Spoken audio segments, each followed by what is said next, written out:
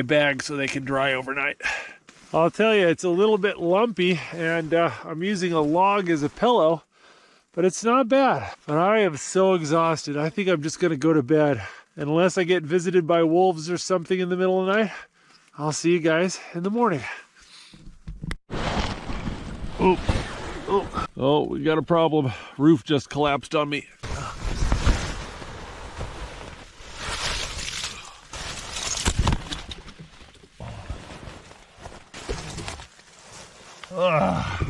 There's so much ice and snow on the tarp, it broke the paracord. But ran out there and fixed it. Oh, well, I guess it was time to get up anyways. When the roof caves in on you, that's a signal it's time to get up and get out of bed. Yeah, got my socks dried off. Oh, everything's just wet in here.